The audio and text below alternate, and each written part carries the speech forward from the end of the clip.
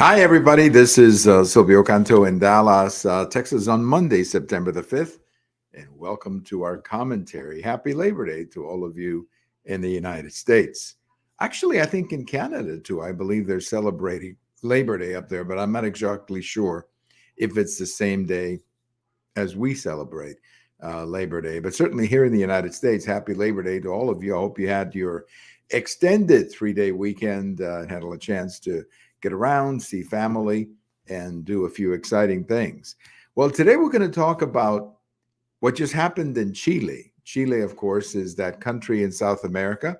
If you remember from geography or geography class, Chile is the country that is that long, narrow country on the Pacific coastline. It starts way up here and it goes all the way down almost to the South Pole, not quite, but all the way down. It's a very long country, very narrow. The capital of Chile, of course, is Santiago. And if you look at the Chilean flag, you're going to see that it looks a lot like the Texas flag. Now, there are a little difference, but when you look at them for the first time, at least at first sight, it's easy to confuse them. Now, Chile has been a relatively peaceful country in South America for a long time. Had very stable transfers of power, very stable democratic countries. And back in the early 70s, they had a political situation where a man by the name of Allende was elected president. Allende was elected in basically a three-way race, and he became president. And rather than try to unite the country, he decided to go way to the left, and he was eventually overthrown by a fellow named Pinochet. You may remember that name. I'm sure you've heard that name many times in your political newspapers. And then he became the dictator of Chile from 1973 to roughly the late 80s, when he accepted a referendum that removed him from office. But the greatest accomplishment of the Pinochet years, there were some abuses. I'm not trying to cover that up. There were some human rights abuses, and that cannot be denied. But the greatest accomplishment is what he did to the Chilean economy. He turned around Chile, and certainly when he left the country was in much better shape than when he inherited from Allende. The country was a total mess in the early 70s. It became almost really, it wasn't even a third world country anymore by the time he turned over Chile back to the voters. But for years, obviously, Pinochet's rule as a dictator of Chile has always been very controversial. And Chile has gone back and forth. They've had several elections. And just very recently, a few months ago, a leftist president was elected president of Chile. He was a very young man from the left, and he decided that he wanted to rewrite the Constitution of Chile. He thought that the Constitution of Chile, which had been written under under Pinochet when he was governing Chile, he thought that it had to be rewritten so that it would be more legitimate for the people of Chile. So they had all kinds of political debates about this, and they finally got together and they wrote the Constitution to a referendum to the people of Chile, who rejected the new Constitution by huge numbers. Like 61, 62% rejection. And that happened on Sunday. And that's great news. That is really great news, because at least it shows you that the people of Chile understand and do not want to go in the direction of the left. I think there were many people, myself included, who thought, oh my gosh, we've lost Chile because of the new president and so on. But it's clear by the will of the people and by the way they voted that the Chilean people are not interested in pushing their country into a more left-wing type government like Venezuela or Cuba or whatever. They want to keep their country the way it is. They want to do some reforms, which is completely normal. There are some things that every country, of course, can improve on, and I'm sure that Chile is no exception.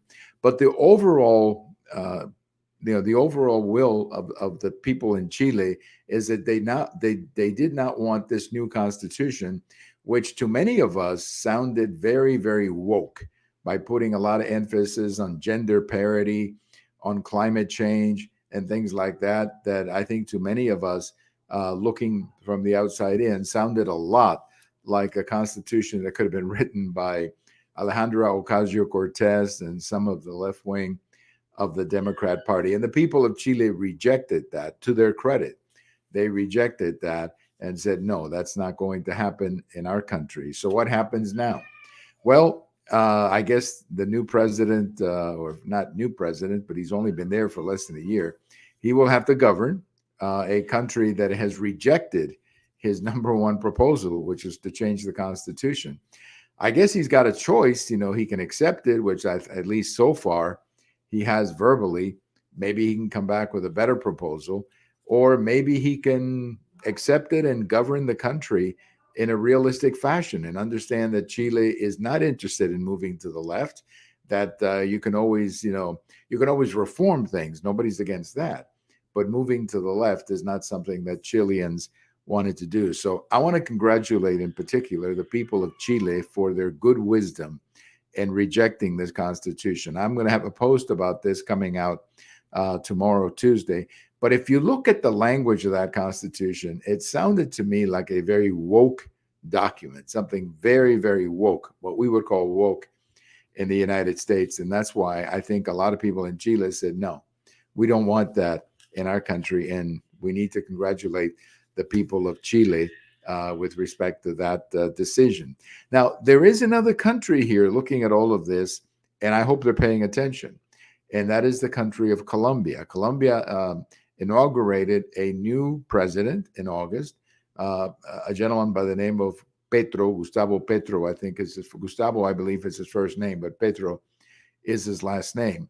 And if you remember a few weeks ago, I wrote a post. I even said something on a video talking about the challenges that he was facing.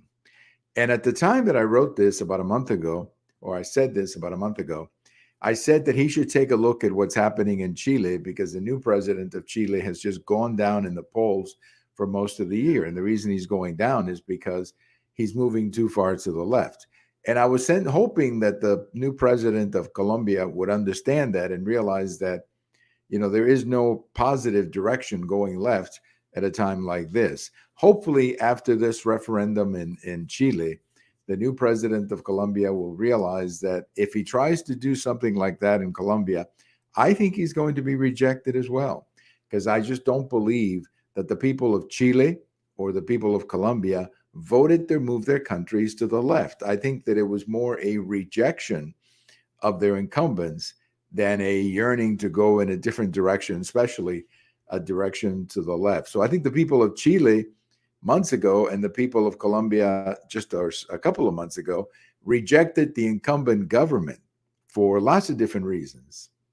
And they went in a different direction. But that doesn't mean that they want to go in the direction of turning into a left wing or socialist, or certainly not Venezuela or Cuba. So this is a good day. This is a good day for Latin America. It's a good day for those of us who want to see Latin American society prosper and want to see democracy prosper in Latin America. Because one of the things that many of these left-wing governments do, as we've seen in Cuba and as we've seen in Venezuela, is that they rewrite the Constitution and destroy democracy in the process, because they destroy the opposition by using democracy as a way of destroying the opposition, which sounds a little strange, but that's exactly what they do, by basically just putting you out of business if you disagree with them. So let me again congratulate the good people of Chile for their wonderful decision to reject this constitution. And now, there are always challenges. I'm not saying that there won't be any challenges in Chile or certainly in Colombia. I think you're going to see some challenges very soon. But at least for the time being, we know that the people of Chile do not want to move their country to the left. And I hope that's a signal. That's a signal to the rest of the world, really, including the United States, that people do not want radical changes, certainly not radical changes to the left. So thank you very much for listening. I hope you had a great Labor Day, and we'll be back with more videos during the week. We'll get into the situation with President Trump and the appointment of a special master. We'll get more into that during the week. But today, happy Labor Day. Hope you enjoyed your day, and we will talk to you later. This is Silvio Canto in Dallas.